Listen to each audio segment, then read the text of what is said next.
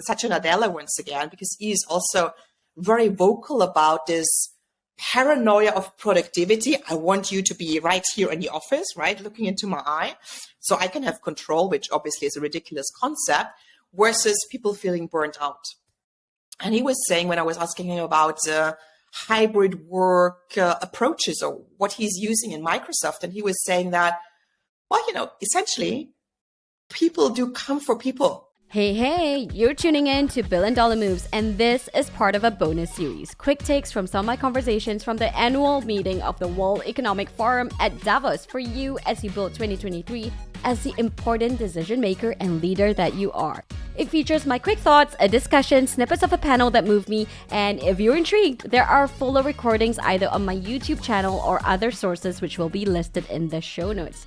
Now, the cliff notes on Davos. Every January, a highly curated selection of invitees from global business, government, civil society, media, and academia converge on the Swiss town to attend sessions designed to spark productive discussions around the most pressing issues of the day and ultimately drive impact and action. Now, many people question whether the 53rd meeting would still hold relevance in a post-pandemic world given criticism of the Davos man. And as perhaps a biased first-timer, my answer is an undoubted yes. I can now confirm Davos remains an event full of paradoxes. A modest ski town near Zurich, Switzerland that otherwise is unassuming, boasts the richest and the most powerful. And yes, the juxtaposition is uncanny of perhaps the most climate enthusiasts in a week and yet criticism of private jets by billionaires and politicians taking up more carbon footprint than it should. But Davos isn't just about the keynotes. The meeting is also famous for the networking and deal-making that goes on in the corridors, side rooms, hotel suites, and Barry's piano bar of this alpine town.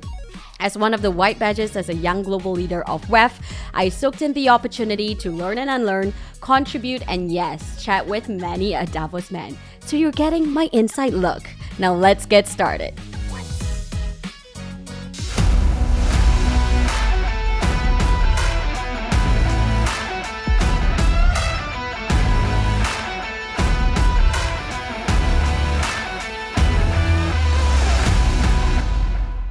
Silvia, I'm so excited to see you again. It's been a minute since Davos, since we were on the Magic Mountain, but you and I were just talking about how, the experience is definitely one that we want to go back for again because it is truly where the movers and shakers are.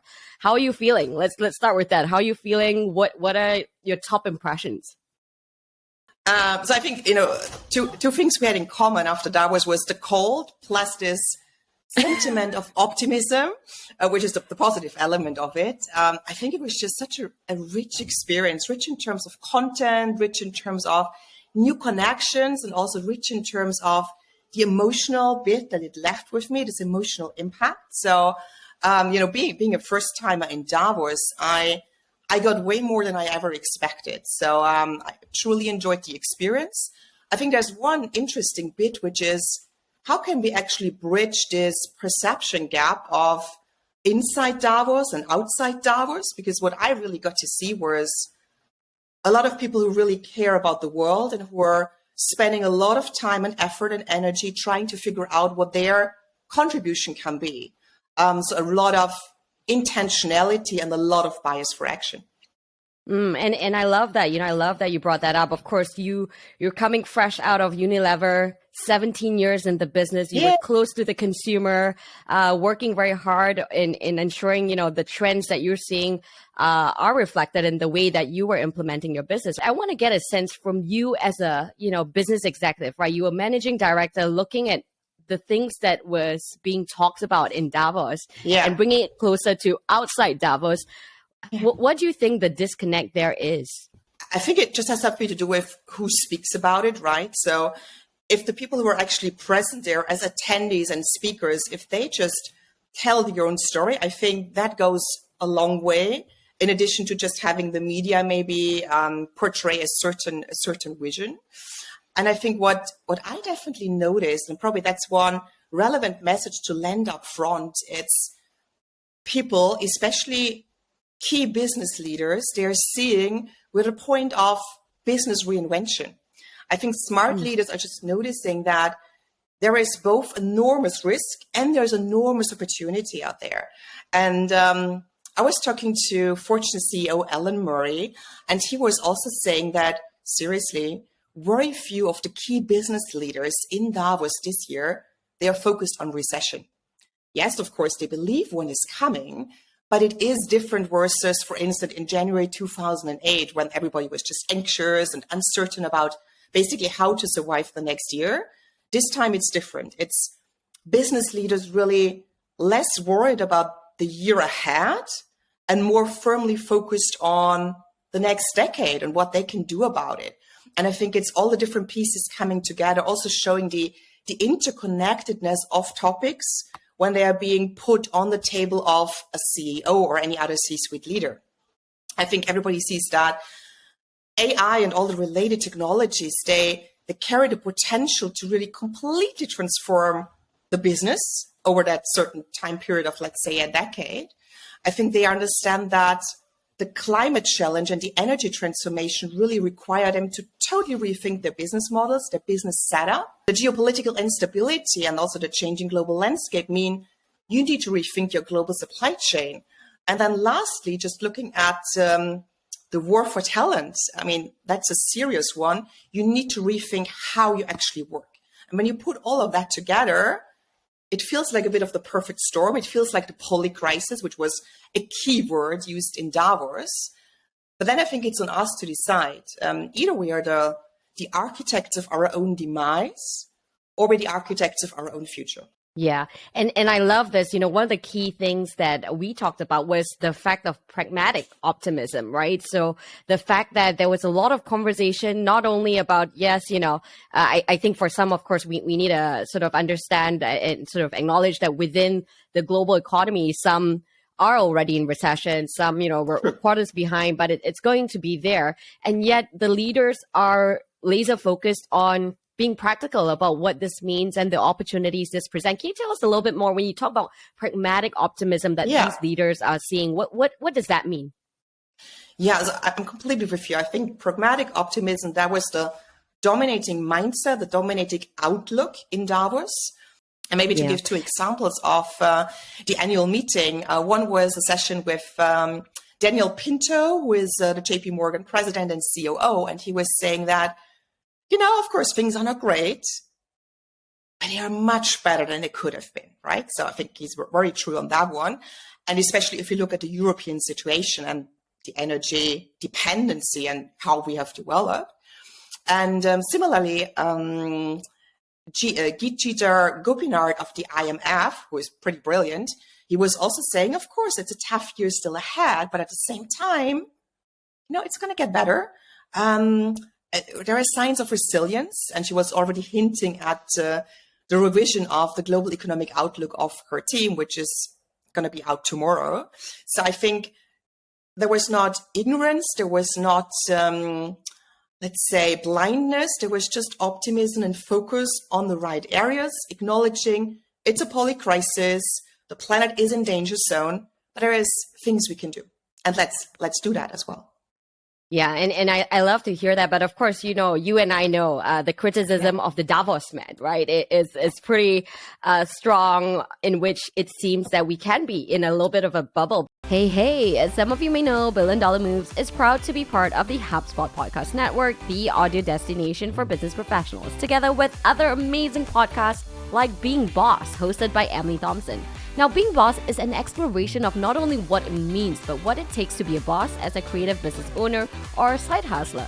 It's an awesome resource for anyone interested in getting inspired, but most importantly, getting started. An episode I loved, What to Do Before Hiring Employees for Your Business, where Emily and Corey break down the different types of employees to work with and tips for building effective employee relationships. Listen to Being Boss wherever you get your podcasts. But let's burst that bubble a little bit and go into the data, right? So the numbers, the job numbers, a lot of the numbers are looking a lot better, which is why the optimism is valid. But what about, the technologies that you're seeing? I think you were sharing with me, you were impressed by the developments in AI that you were seeing that will help us out of this crisis. Yeah, I think probably artificial intelligence and quantum computing, those were the two main areas that were really omnipresent. And I think rightfully so. If we just focus maybe on AI, I mean, the first thing to say is that basically every other talk or panel started with a little joke, the same joke, which was, oh, my intro was not written by ChatGPT. I think, by now we've heard that often enough, so let's park it. But I very much heard this call to take this next gen tech plunge responsibly. So basically saying, start to experiment now to build the muscle. I think that's the one message. And we had just lots of examples thrown out there in terms of use cases of the benefits of AI. So anything from, of course, automating, speeding up processes, increasing efficiencies, becoming more efficient with the use of raw materials. So again, you have the sustainability angle in there, reducing lead times, improving decision-making, doing things without buyers, helping identify and solve problems that humans simply may not be able to see or solve on their own. And, the list just continues. And one number that I heard was that actually we have the chance to contribute with AI $15 trillion to the world economy by 2030. And that's huge. And I think that was also the point that Microsoft CEO Satya Nadella, who the two of us also had the chance to meet, he made quite often. Basically, let's face it, we are looking for increased efficiency. We are looking for more growth. We are looking for more prosperity. There is no way we could let this opportunity for efficiency and productivity that AI is go. We need to capture it. And then he said something in a second go that was also very relevant, basically that in a second step, of course, you need to think how you can then distribute this economic surplus. So seeing AI as a way to actually even out certain income disparities and really looking at the benefits that AI can have across sectors. There will be benefits, for education. There will be benefits for care workers, really people on the front line. Maybe it's less obvious at this stage for the wider public, but there are clear signals that it will just deliver that. And and Silvia, if I may, that's a point that I want to dive a little bit into, right? A lot of the general public that may not be deep in, what's in the white papers and what's being developed behind the scenes by Microsoft, ChatGPT, until it was really mainstream, it was not really known on what the capabilities were. Can you tell us, in terms of an example, you talked about education. What does this look like? And does this impact, the fear is that it will cancel out a lot of jobs, which we desperately need at this time. Yeah. So I think the topic of it will cancel out jobs, that always shows up, right? The question is, though, what do you do? What else do you have to offer? Let's just talk about education. I think there's such a great opportunity to allow every child in the future, and of course, social inequality needs to be factored in, needs to be addressed, but every child to have a personal tutor, to have a personal assistant that will actually help you to really learn math. That's a capacity that we would not have without AI. This can be huge. Now, to the point of it will cancel out certain jobs. Yes, of course, there is truth to it. But also maybe, as we are currently seeing with the tech layoffs, there is a certain redistribution within an economy if the economy is working well, right? So there is spaces popping up in different places that can just absorb. Of course, it needs to be managed thoughtfully, but I think with the right intentionality, with the right efforts from both the public and the private sector, this is absolutely doable.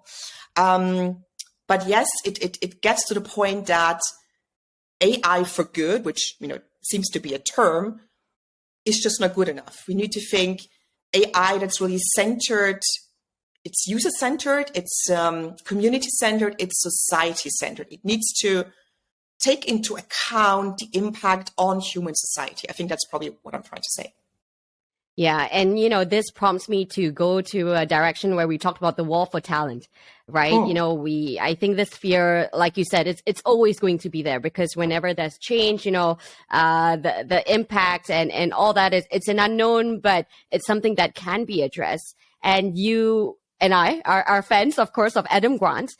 He Yes. was, pretty vocal about quiet quitting in the workplace and what this means moving forward. Can you tell us a little bit about what this means for the war of talent? Where are we? Is there a labor shortage? Is there a surplus? Yeah. What does this look like?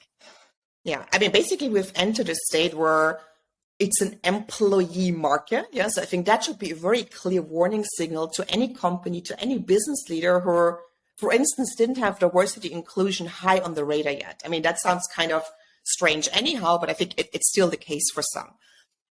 So I think that's one part.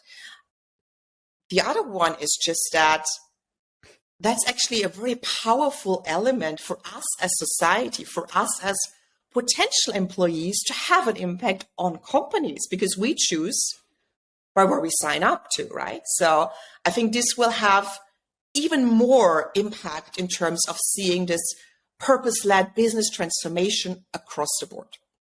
Now, zooming in a bit more, I think there's probably two things I would like to address. One is diversity and inclusion. It does pay dividends in terms of retention and attraction. And of course, I personally feel very close to the topic of gender equality, being on the ExCom of European Women on Boards. And it's incredible to see that throughout the pandemic, we've actually moved backwards, and we're going to now take 132 years to achieve gender equality, which is, absolutely unacceptable. And also looking at the composition in Davos, I think you see that intentionality can happen. So there were 27.5% female attendees, which is not great, was the highest number ever, but still not great. On the other side, we had 42% female speakers. So there was intentionality how the panels were put together. I think my call to action there is then for governments and for corporations for next year. Come on, you can decide how you put together your delegation. So that's clearly a task, and you cannot just chicken out and say it's somebody else's job to do so. So I think being very, very conscious about diversity and inclusion, because diversity by itself, just doesn't give you anything, will be essentially important for employees to remain attractive in the work market today, and not just for women.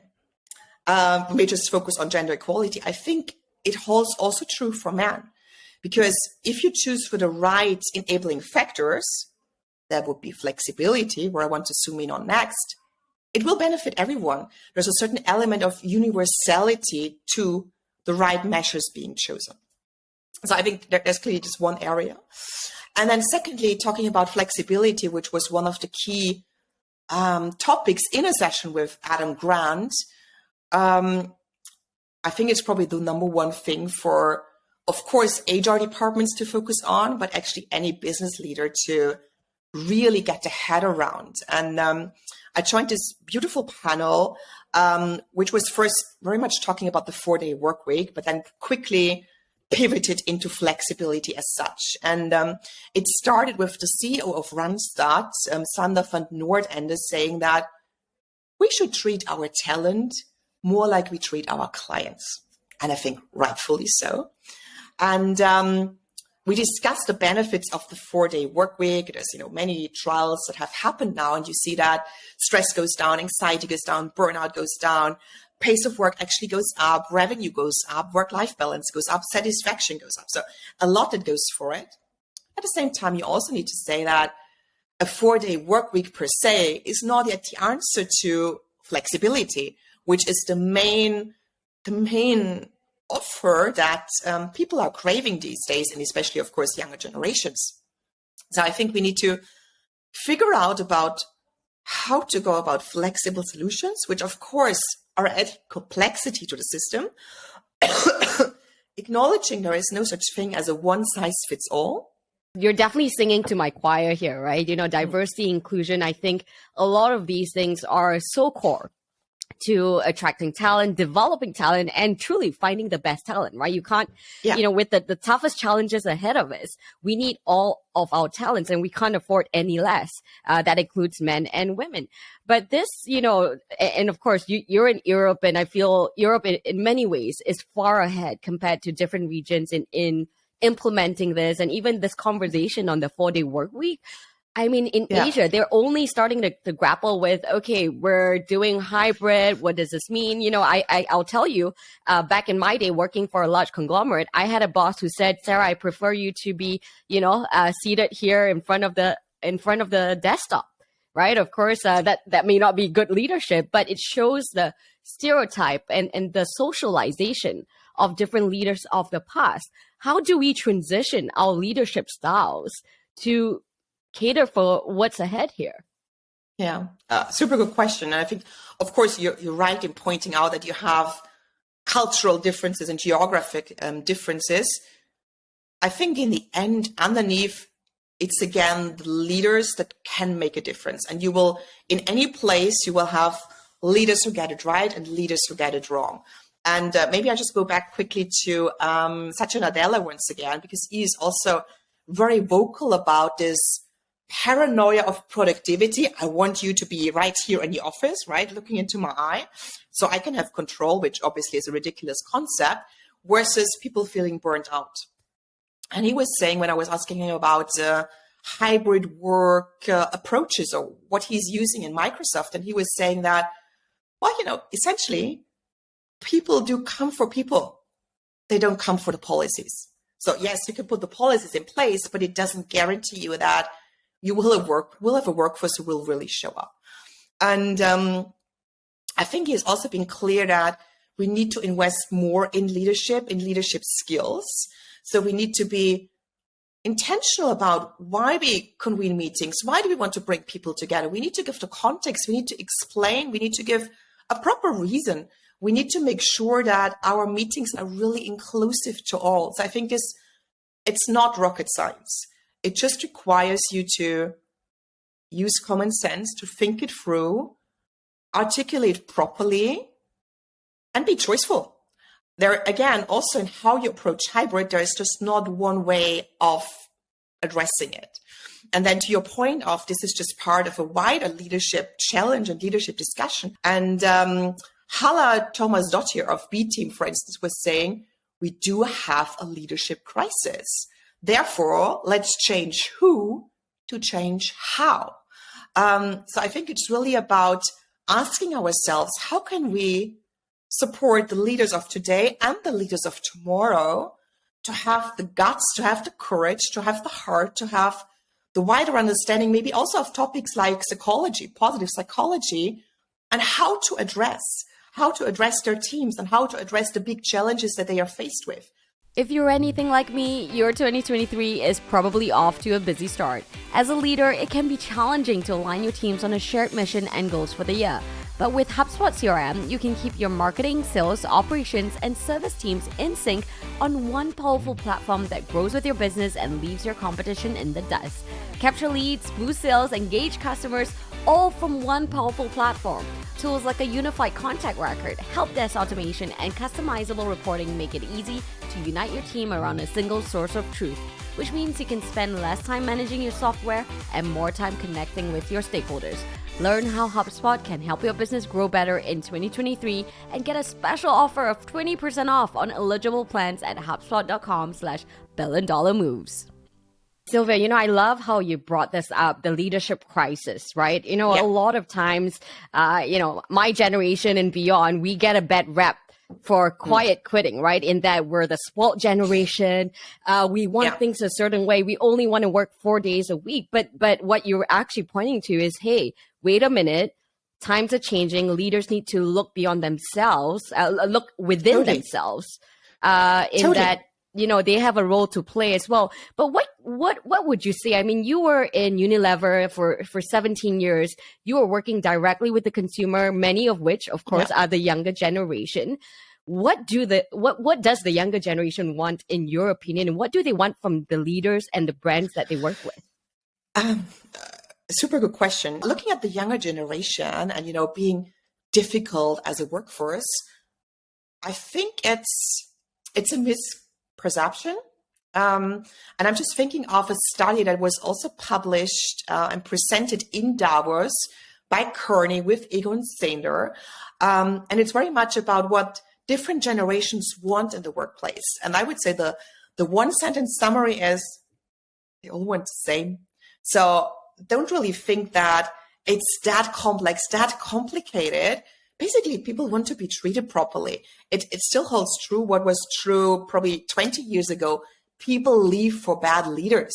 That's the main reason why people leave a company, right? So you need to look at yourself and figure out how you need to adjust.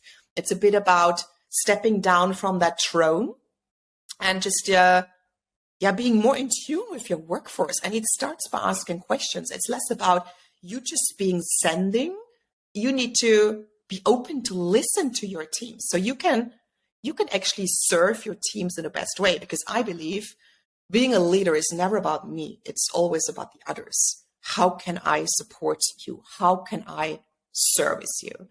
And probably one thing to take into account when you're trying to figure out how to navigate the different generations, it's just about terminology. I think in general, we are doing well when we ask people what they mean by using a certain word, how they define, for instance, the term being entrepreneurial, or what does freedom mean to them? What does flexibility mean to them? And yes, this can have a different meaning by generation. If I may be practical about it as a leader, what does that look like? You know, if you reflect on your time in leading, what worked in really inspiring your team? So probably the best and shortest answer would be in my space, just look into positive psychology, look into positive leadership. How can I create a positive environment where my team members will flourish individually as a team, and as a result, the business will also flourish? You want to very much focus on team members' strengths, actually enable them to identify them and see them, because we are all wired and have gone through socialization. That means we're focusing on our weaknesses and development areas, while actually we should be focusing on the strengths. So help them see the strengths and leverage them, and therefore give them feeling of accomplishment, for instance. I think as a leader, I'm there to support. I'm there to bring inspiration. I'm also there to create absolute clarity. I need to show up and tell my team, what do we want to achieve? Why do we want to achieve it? The purpose element. And also, how do we want to achieve it? What's the values, within that? Then I need to help my team members. And of course, being supported by leaders in my team, what can be the individual contribution? So what's my role within the wider context? What's my purpose? How is my purpose being activated in this wider organization that I'm being part of? I need to make sure that my team members really feel being part of a team. I need to go for empowerment, but I need to follow up with enabling. I need to give the resources. I need to give the clarity in the briefing. I really need to hand over and then step back. And by doing so, also create the trust. I need to create a culture of learning and experimentation. Love that. And I think it's something that our leaders will truly appreciate, with those tangible examples there, which really, I think, speaks volumes to your leadership, Silvia. Now, I want to turn to regenerative agriculture. Climate change, that was a big topic, right? I think every panel, there was something to do with the energy crisis, the climate crisis, and everything that we're doing in this space. One of the terms was cows are not the new coal. Can you tell us a little bit of what we're seeing here with regenerative agriculture, and what does this mean actually for our audience? Yeah. So you're completely right. It was one of the key themes as well. So I think it's all about producing more food, which we know we need, while using less of the planet's resources, which feels a bit stressful. And I think it's pretty similar to decarbonization in general. So in this case, it means we need to enable farmers' transition, opting for regenerative agriculture, which means there needs to be a certain incentive. There needs to be investment coming from the private sector with further support from the public sector. And coming from Unilever, I still feel like I'm part of that industry, that wider food and agriculture industry. We need to provide this incentive bit, and we also need to provide the connections and the support and the enabling and the knowledge transfer in order to be able to get there. If you just look at some of the numbers, I think it's just startling to see in what state we're currently in. Because actually we know that food systems, I think we all know that food systems are a big part of global challenges, emissions, deforestation, and so on and so forth. That's what's always being talked about. What is not being talked about is that food systems can actually contribute up to 37% of climate mitigation that is needed to reach the 2030 climate goals. At the same time, less than 2% of climate finance is dedicated to agri-food solutions, which feels very strange to say the least. Now, I think what we're now seeing more and more happening is that groups within this food and agriculture value chain are coming together. And one example would be the Food Collective that's facilitated by Imagine, an organization that was co-founded by our fellow young global leader, Valerie Keller, and Paul Polman, my former Unilever CEO. And I had a chance to spend quite some time with CEOs of that Food Collective while in Davos. And the main idea is that you bring together CEOs, so people who really can make a decision, that are representing more than 25% of, let's say, a certain industry, in this case, the food and agriculture industry. And together you decide what collective steps you can take to address this challenge ahead of you. For instance, in regenerative agriculture, we know we want to do it, but how can we actually do it? And it starts always with the question of what will we do together that we cannot do alone? This then leads me to think about the supply chains, right? And how we're reliant on basically globalization. And it's gotten a lot of flack, I would say, in the recent years in America specifically as well, right? Where there was a push to really look domestically and ensure that domestically we're doing okay. Is globalization dead or alive, Silvia?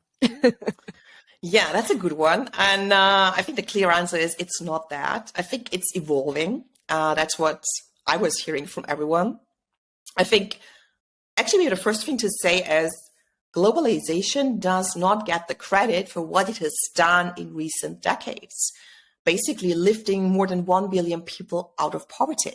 I think basically every public figure was just tooting the same horn of it's not the time to go into silos, because this is not what gets you resilience. It's not what gets you prosperity. It's not what helps you, keep the pricing levels in check. You need to do it together. So a clear call for multilateralism. And I think the interesting thing is it's a concept that not only works in the public sector, but also one that works in the private sector. Of course, there was a lot of talk about the US IRA and what it means for Europe. And maybe there was a bit too much talk about how to evaluate it and not enough talk about how do you react to it. So also seeing this kind of competition as a source of creativity and innovation.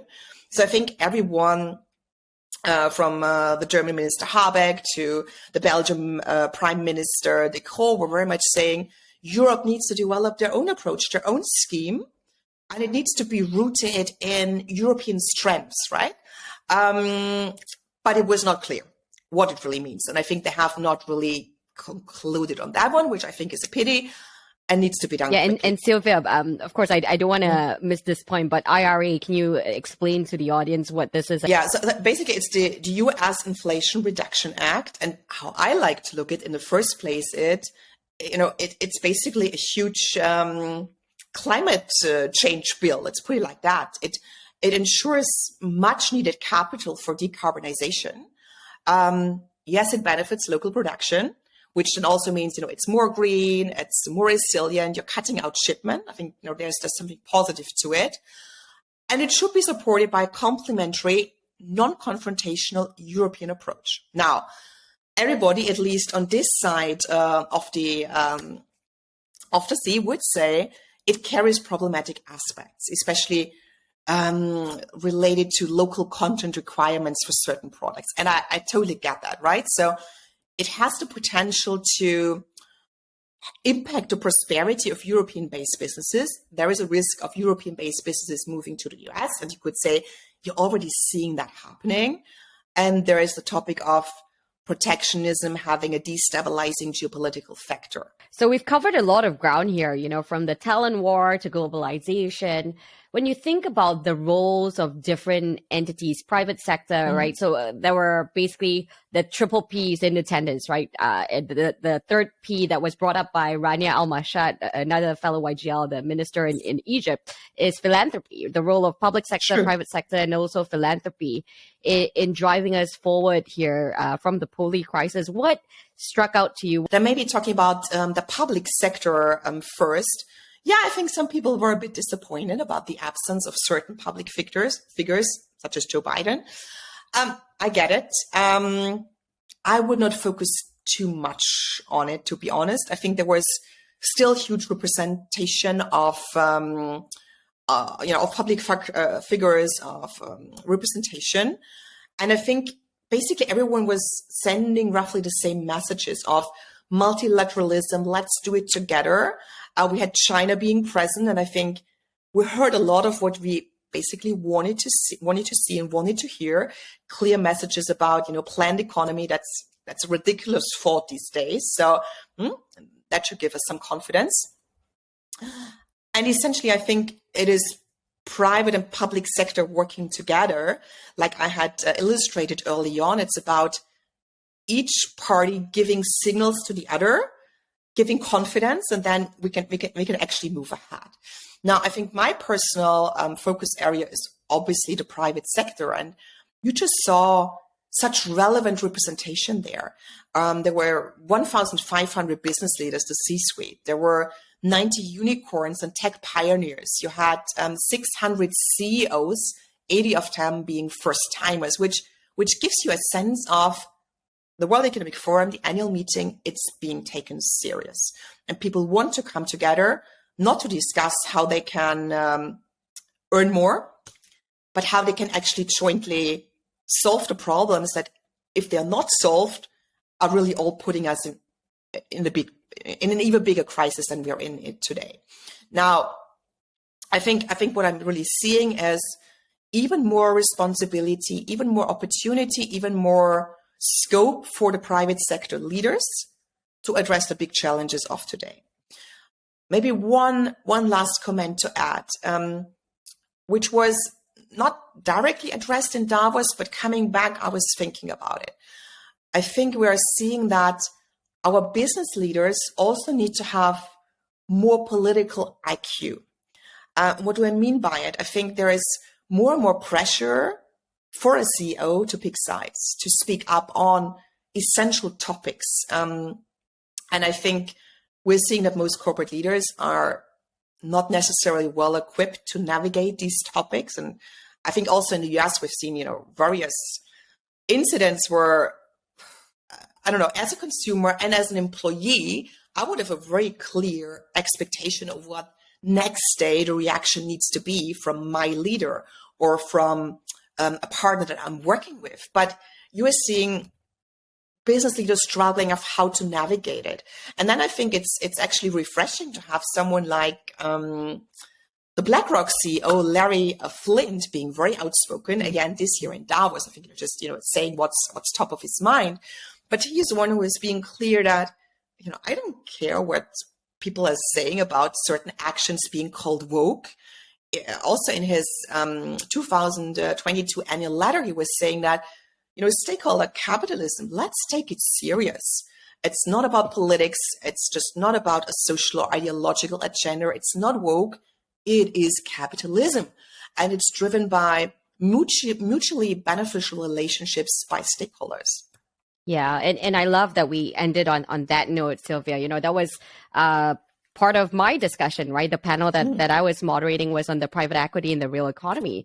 And, Vindi Banga, who actually is from Clayton, Dubilier and Rice, which is very big in working with family enterprises, was just telling me about the scale of, what he thinks will be a third, 2/3 of the global GDP very soon, that would have had touched the private sector, right? So we are driving the change, and we have a huge opportunity, and with that comes responsibility. And I think, the way you're ending it with the sort of the message to the leaders that are tuning in here is, you have an opportunity, you have a platform, small or big, and hopefully that includes making a big impact beyond the profit as well. How can people find you, Silvia, if they're looking to find out more about the work that you're doing and want to be part of it? Well, I think the best way would be just to say hi on LinkedIn. So we'd be happy to get connected, and then we'll figure it out. Awesome. All right. And all of that will be in the show notes. Now, thank you for listening. And thank you, Silvia. This was a power-packed discussion. We covered a lot of ground, and I think will be truly substantial and meaningful for the leaders moving forward. Thank you, Sarah. It was a real pleasure. And thanks so much for tuning in this week. You can subscribe wherever you get your podcasts and follow our socials on Sarah Chen Global to get the latest on the show. It would really help me out too if you enjoyed this to rate and review our show on Apple Podcasts and share your favorite episodes with a friend. I'm Sarah Chen-Spellings, and you've been listening to $1 Billion Moves.